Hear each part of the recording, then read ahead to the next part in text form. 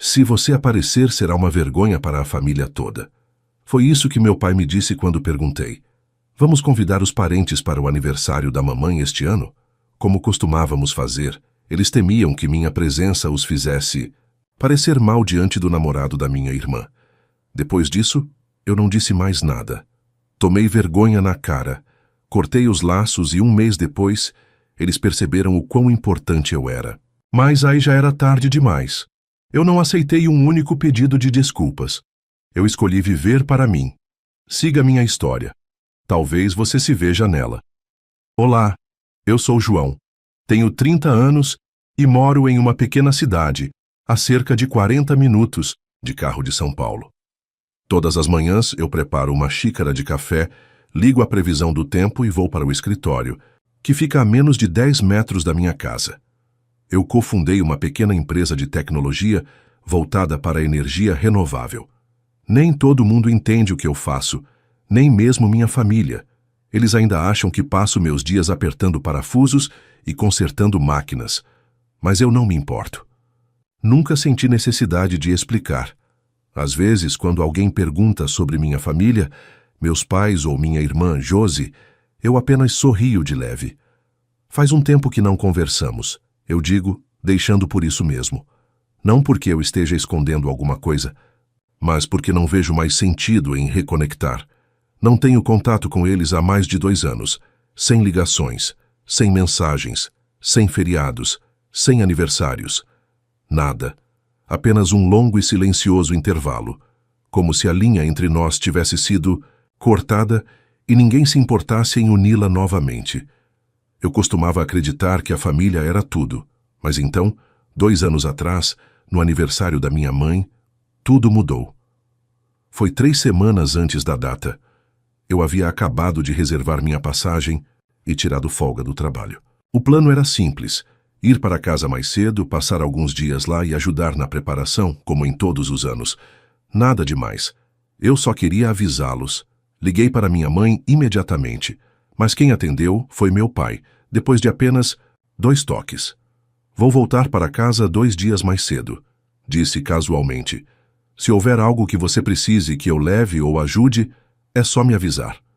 No começo, ele apenas deu uma resposta vaga, mas depois hesitou.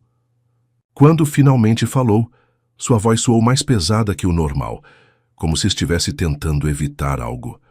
João, se possível, talvez seja melhor você não vir para casa este ano. Naquele momento pensei que ele só estivesse preocupado com minha agenda. Tá tudo bem, pai, respondi ainda segurando uma caneca de café quente. Já resolvi tudo, não é problema. Houve uma pausa mais longa dessa vez. Então ele falou de novo, mais firme agora, mas também mais frio. A Josi vai trazer o namorado dela para casa este ano. Ele é gerente. Alguém importante. Fala. Bem, se comporta direito.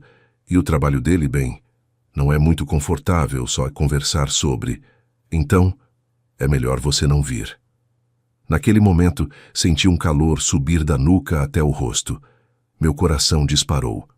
Instintivamente, agarrei minha caneca de café com mais força. O que diabos você acabou de dizer? Surtei sem conseguir manter a voz calma. Você tá falando sério? Ele não negou. Não retirou o que disse. Não suavizou.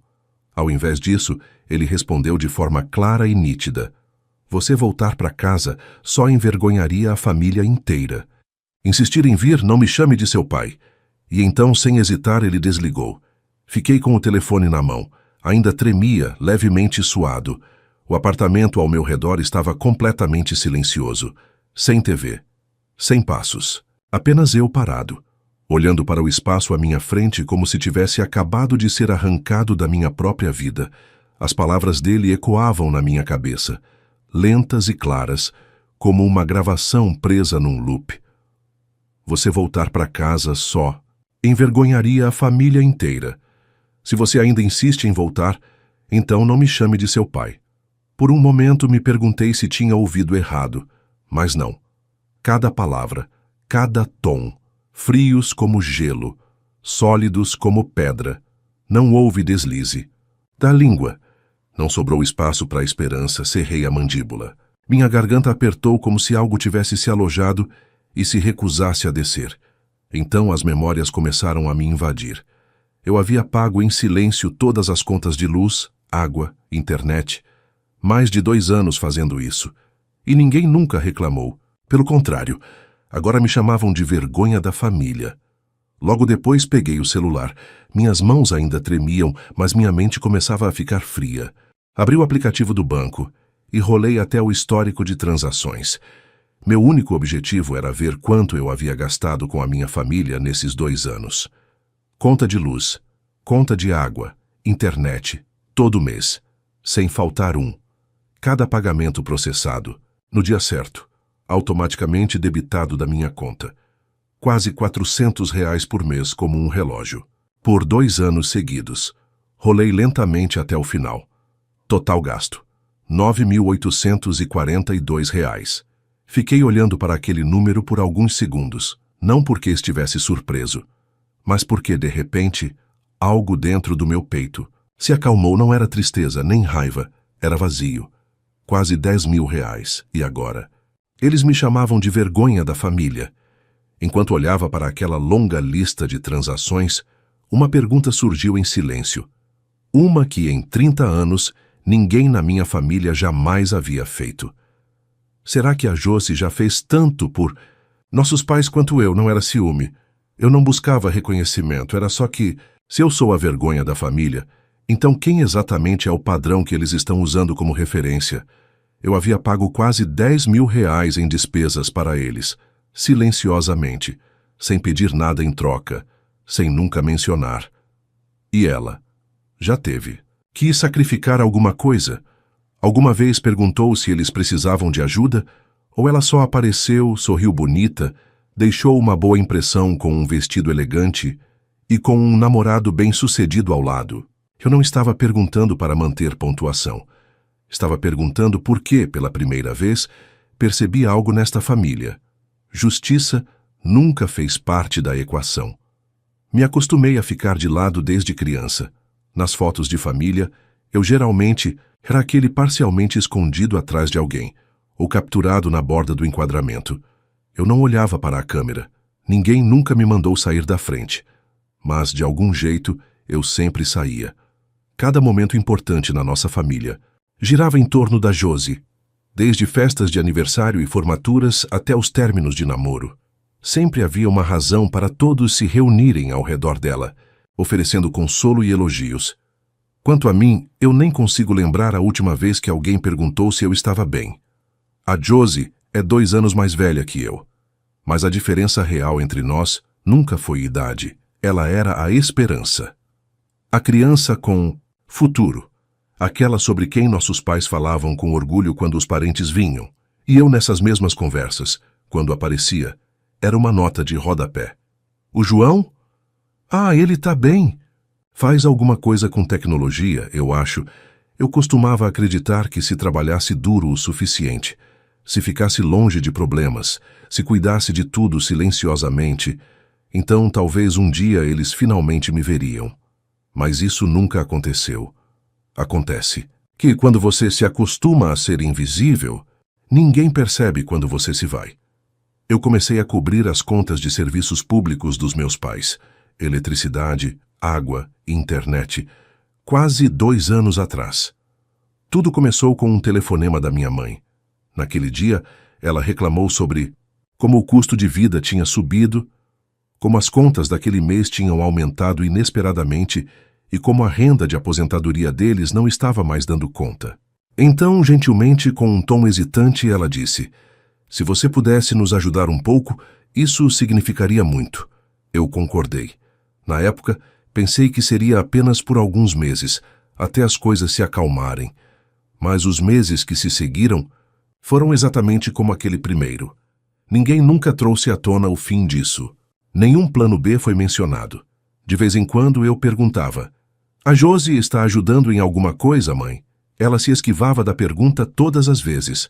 Às vezes dizia: "Ajude-nos apenas este mês. Sua irmã ajudará na próxima vez."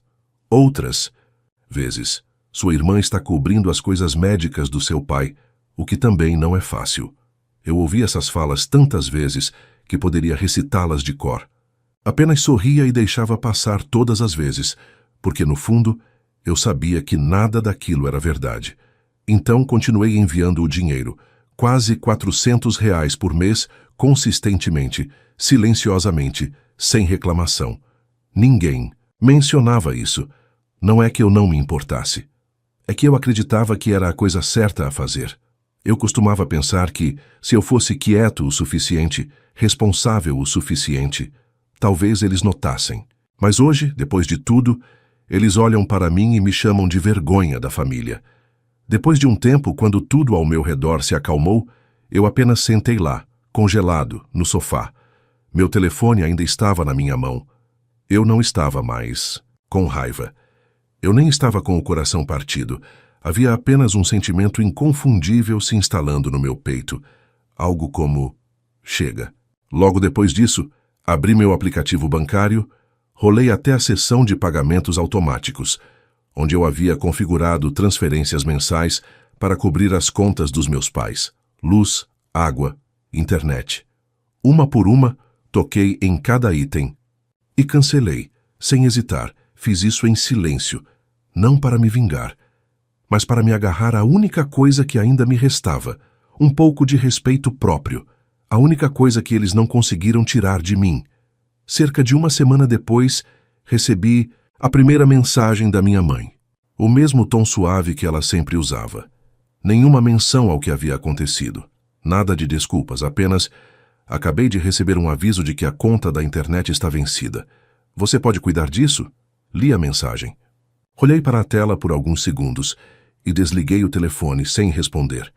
Não porque eu estava tentando fazer uma declaração, mas porque, depois de tudo, a primeira coisa que eles pensaram em dizer ainda era um pedido. Nada de "você está bem?", nem mesmo algo tão simples quanto "podemos conversar?". Então fiquei em silêncio. E para mim esse silêncio disse tudo o que precisava ser dito. 2 semanas depois, meu pai ligou. O telefone tocou algumas vezes e parou. Eu não respondi. Alguns minutos depois ele deixou uma mensagem de voz. Seu tom era áspero e impaciente. Como sempre foi. A empresa de energia ligou. A conta deste mês não foi paga. O que está acontecendo? Ainda não havia preocupação. Ainda não havia reconhecimento do que ele disse no dia em que liguei para dizer que voltaria para casa no aniversário da minha mãe. Ouvi a mensagem, desliguei a tela e coloquei o telefone virado, para baixo sobre a mesa. E assim fiquei em silêncio até o aniversário dela, cerca de 3 semanas depois do dia em que meu pai me disse para não ir. Era o aniversário da minha mãe. A festa continuou como todos os anos, seu frango assado favorito, o bolo sempre da padaria que ela gostava, e alguns parentes próximos reunidos ao redor da mesa de jantar. Tudo estava perfeitamente planejado no lugar, exceto eu. Naquela tarde, precisamente às 16 horas, eu estava sentado na minha sala, segurando uma xícara de café que já tinha esfriado há muito tempo, quando meu telefone vibrou. Era minha mãe ligando. Olhei para o nome dela na tela por alguns segundos, e então desliguei o telefone. Nem pensei 2 vezes. Poucos minutos depois, meu pai ligou.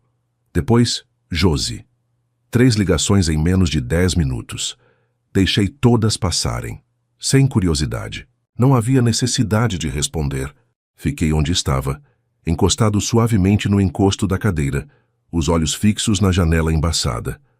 O céu lá fora era cinza opaco, sem chuva, mas frio, daquele jeito silencioso e rastejante que parece o inverno acabando de chegar à sua porta.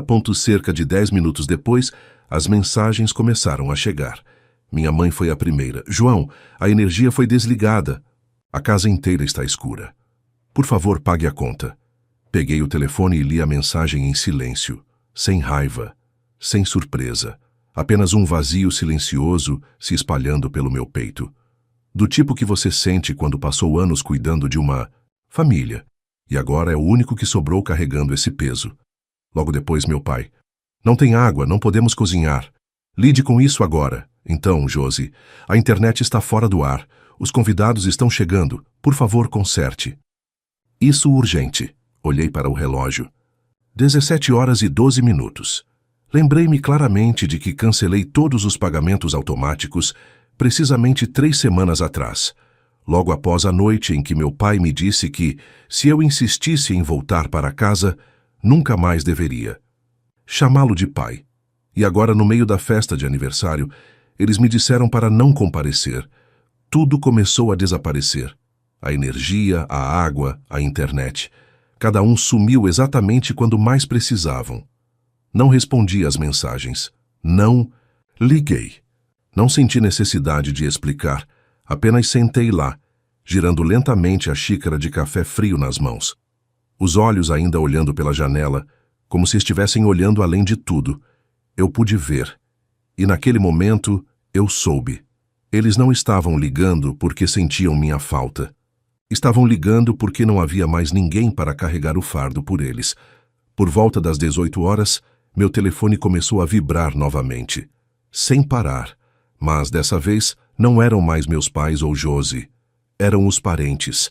Aqueles que só aparecem nos feriados, mas que, de alguma forma, se sentem no direito de julgar. As mensagens vinham em ondas. Algumas me chamavam de desrespeitoso.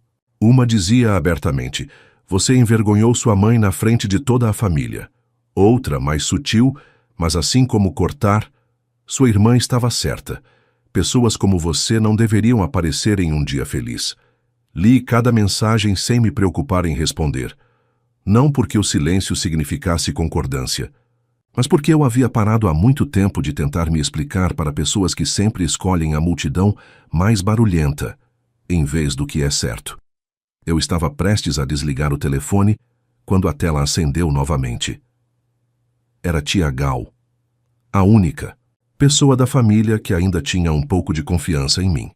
Ela estava ligando por vídeo, através de um aplicativo antigo que só ela e eu ainda usávamos, porque éramos os únicos que alguma vez se importaram o suficiente para olhar um ao outro nos olhos quando importava. Hesitei por um momento. Atendi no segundo toque. A primeira coisa que apareceu foi seu rosto, ligeiramente borrado pelo brilho amarelo da cozinha atrás dela. Um lugar que eu costumava conhecer como a palma da minha mão. Cada rachadura na parede, cada armário que rangia. Mas, esta noite, o quarto parecia diferente. Havia tilintar de talheres, risadas estranhas e conversas fiadas dispersas flutuando ao fundo. Ela olhou para mim através da tela, seus olhos suaves, mas preocupados. "Você está, Zé, não vou pagar." Sua voz não era acusatória, apenas suave, como se ela estivesse tentando descobrir o que estava acontecendo. Eu olhei em seus olhos e, quando finalmente falei, minha voz estava lenta, como se eu estivesse desenterrando algo que tinha enterrado por muito tempo. "Você sabe, tia, era o papai. Ele me disse para não vir." Engoli em seco. Ele disse que, se eu ainda insistisse em aparecer, eu não deveria mais chamá-lo de meu pai. Ela ficou quieta. Seu olhar mudou, como se estivesse examinando a sala atrás dela. E naquele momento, a chamada desceu para o caos. Ouvi minha mãe. Sua voz mais evidente agora cortando o barulho. "Diga a ele que tenho vergonha dele neste dia dentre todos os dias." Como ele pôde fazer isso? Então meu pai, ríspido e alto: "Não é tão sério. É só pagar algumas contas." "Que tipo de homem fica mesquinho por dinheiro?" Outra voz. Acho que era meu tio. Pobre Josi, tendo que lidar com um irmão. Assim, passos se aproximaram da câmera. Josi apareceu atrás da tia Gal, braços cruzados, lábios curvados em irritação. Ele até atendeu a ligação. "Mamãe está chorando." Ele se importa? Sério? Sem vergonha nenhuma. Eu não me importei. Não disse uma palavra. Apenas observei e fiquei em silêncio, como se fosse a única forma de autoproteção que me restava. Quando eu estava prestes a encerrar a ligação, outro rosto apareceu no lado esquerdo da tela. Um jovem, com o cabelo bem penteado e um terno escuro. Ele olhou para mim, um lampejo de confusão nos olhos, e então ofereceu um sorriso hesitante. "Ei, chefe", disse com a voz um pouco áspera, como se não tivesse certeza se aquelas palavras pertenciam àquele momento. Congelei. Meus olhos permaneceram fixos na tela e agarrei o telefone um pouco mais forte, sem nem perceber. Eu não esperava isso. Não ali. Não na mesma noite em que todos concordaram que eu era uma vergonha muito grande para ser convidado. Eu o encarei por mais alguns segundos e então tudo caiu na minha cabeça. O jeito que ele falou. Claro. Ele era um dos novos contratados, recentemente transferido da nossa filial do Sul. Nós trocamos alguns e-mails. Ele me enviou 2 relatórios, mas eu nunca tinha percebido que ele era o namorado da Josie, aquele que todos estavam tão ansiosos para impressionar. A sala atrás da tia Gal parecia prender a respiração. Eu a vi olhar por cima do ombro e, de repente, a cozinha ganhou vida com uma agitação nervosa. Então alguém, com a voz baixa, perguntou: "Espere, como ele acabou de chamar o João?" Outra voz seguiu incerta: "Chefe, isso significa que o João é o chefe do namorado da Josie?" Os sussurros cresceram como uma onda crescente, sobrepondo-se, inseguros. E eu continuei olhando para a tela, sem acenos, sem negação, só esperando para ver aonde aquilo ia dar. Naquele momento, o jovem se levantou ereto, olhou além da câmera, na direção dos outros na sala, e falou claramente: "Caso vocês não saibam, eu trabalho na Tecnosul Sistemas. O Sr. João é um dos cofundadores da empresa." Suas palavras soaram nítidas e inconfundíveis, altas o suficiente para cortar o barulho de pratos e murmúrios. A sala caiu em um estranho tipo de silêncio, não constrangedor, apenas atordoado. Eu ainda não disse uma palavra. Apertei os lábios e dei um leve aceno com a cabeça, uma confirmação silenciosa. Ele se virou para a tela.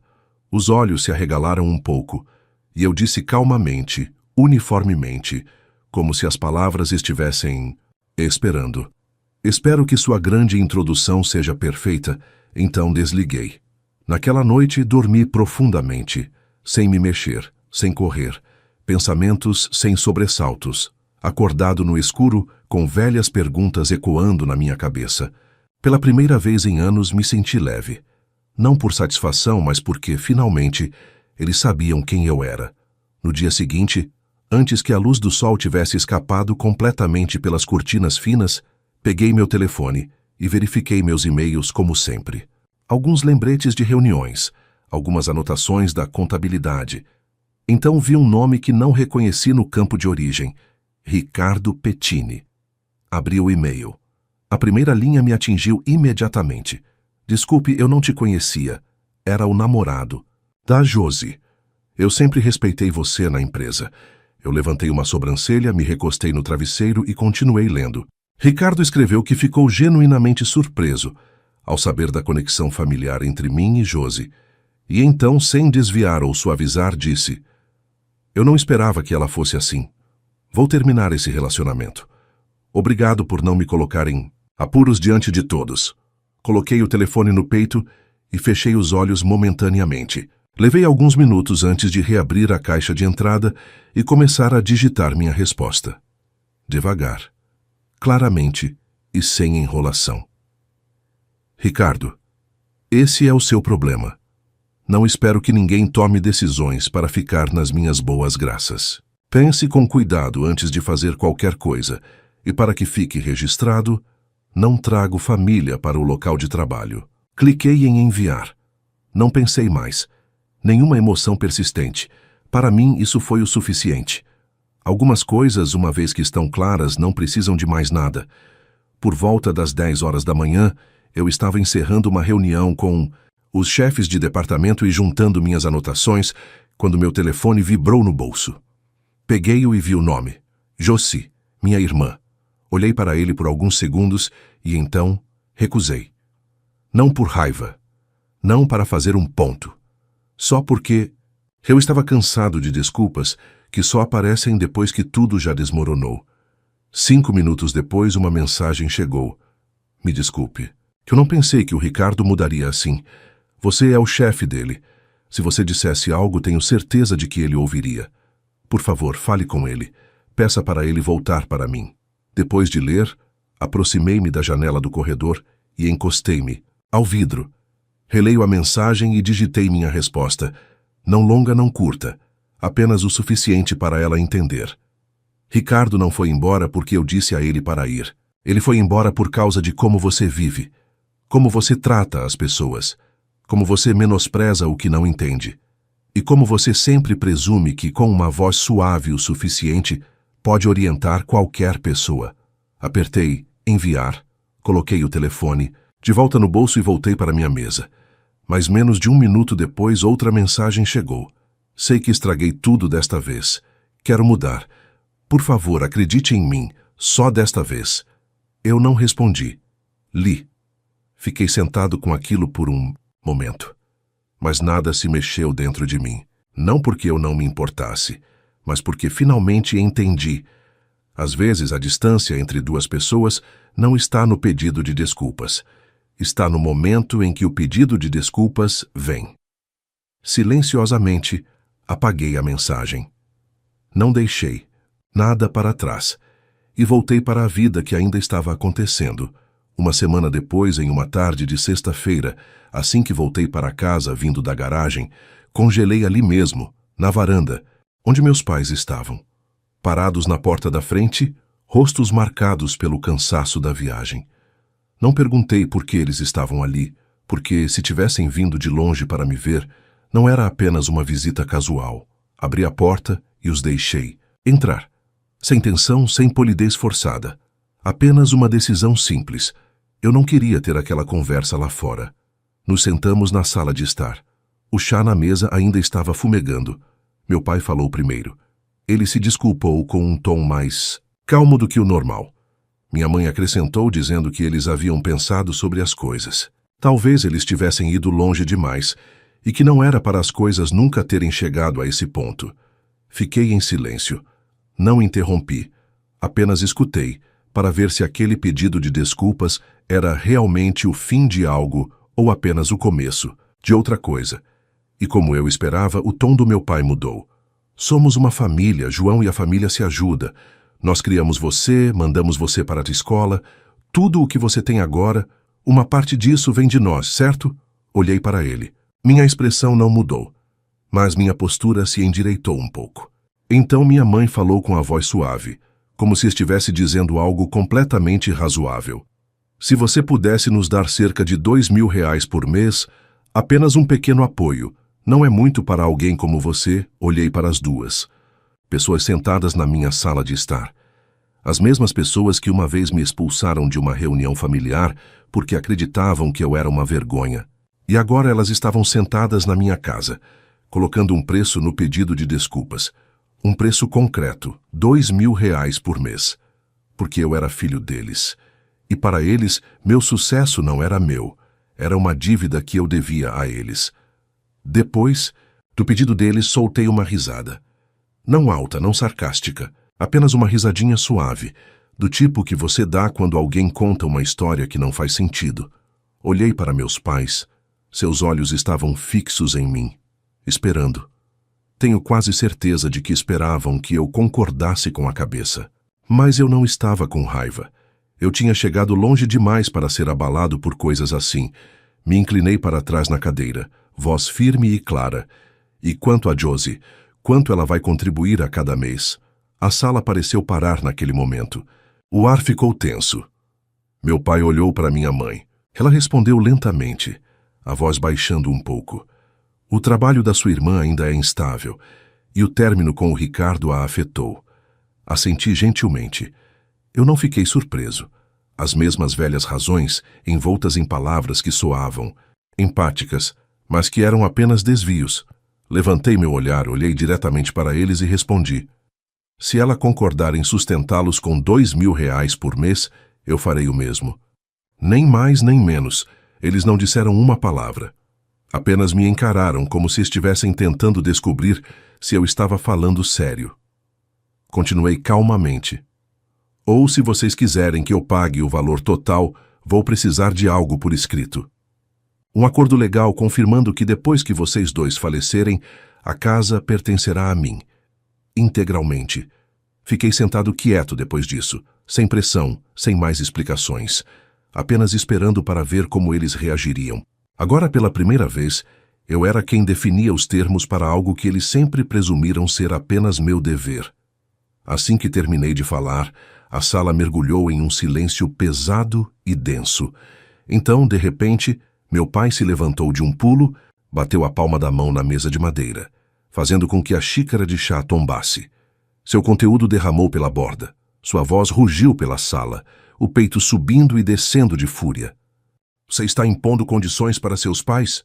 Nós o criamos por mais de 20 anos e agora você quer nos dar um trocado assim? Que tipo de vida você está vivendo, hein? Ele estava gritando tão alto que eu não ficaria surpreso se os vizinhos ao lado tivessem ouvido cada palavra. Eu não me mexi, não vacilei. Apenas sentei lá, as mãos apoiadas nos braços da cadeira. Meus olhos se fixaram nos dele. Não frios, mas não mais suaves. Esperei que ele terminasse. Então me levantei lentamente. Minha voz saiu baixa e calma, mas clara o suficiente para cortar a tempestade que ele havia acabado de desencadear. Acho que vocês dois deveriam sair da minha casa. Não foi uma ameaça. Não foi dito com raiva. Foi simplesmente um pedido de alguém que havia chegado ao limite do que o respeito poderia oferecer. Ninguém disse mais uma palavra. Apenas o som da bagagem arrastando pelo chão de madeira e a porta clicando ao fechar atrás deles. Mais silenciosa do que tudo o que eles tinham deixado para trás. Dentro de mim, já faz 2 anos desde a última vez que os vi aqui na minha própria casa. Eu não bloqueei seus números. Eu não mudei meu e-mail. Eu não os cortei completamente. Eu apenas parei de entrar em contato. E esperei. Esperei para ver se, quando eu não fosse mais a sombra do dever e da obrigação, eles ainda me veriam, como parte da família. Nesses 2 anos, não houve nenhuma ligação. Nenhuma mensagem perguntando como eu estava. Nenhuma menção de aniversários, saúde, ou mesmo um simples "como você está?".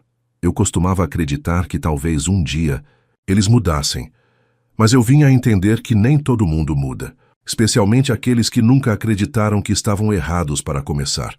Eu ainda moro aqui, ainda trabalho no mesmo lugar, ainda sigo com a vida do mesmo jeito. A única diferença é que não me deixo mais me tornar em um cartão sem limites. Disposto a dar, disposto a ser ferido. Tudo em nome do dever. E se há uma coisa que tirei de tudo isso, é que esta família não é um lugar onde as pessoas podem exigir sua gentileza e chamar isso de amor. Uma família de verdade é onde você é visto como uma pessoa, independentemente do que você tem a oferecer. Não como uma carteira, não como um backup, não como o último recurso quando tudo desmorona. E antes de fechar este capítulo, quero perguntar uma coisa a você. Eu estava errado em escolher não voltar atrás. Por dizer não ao apoio aos meus pais com R$ 2.000 por mês, mesmo que eles sejam mais velhos agora, mesmo que eles tenham me criado, eu costumava acreditar que a família poderia curar tudo. Mas depois de ser tratado como um estranho na minha própria casa mais vezes do que posso contar, eu escolhi me levantar e sair desse ciclo. Eu estava sendo frio? Ou talvez eu estivesse finalmente aprendendo a me amar na hora certa? Compartilhe seus pensamentos aqui abaixo nos comentários. Eu realmente quero ouvir de você. Se você concorda ou vê as coisas de forma diferente. Se a história significou algo para você. Não se esqueça de clicar em gostei e se inscrever para apoiar o canal. Ainda há muitas histórias esperando para serem contadas, esperando para serem ouvidas. Se você tem uma história assim, parecida, ou não, conta aqui pra gente, podemos contar lá aqui se você quiser. E não esquece, deixa também um comentário com uma classificação de 1 a 10 para mostrar o quanto você gostou. Obrigado por ficar até o final. Se cuide e nos vemos na próxima.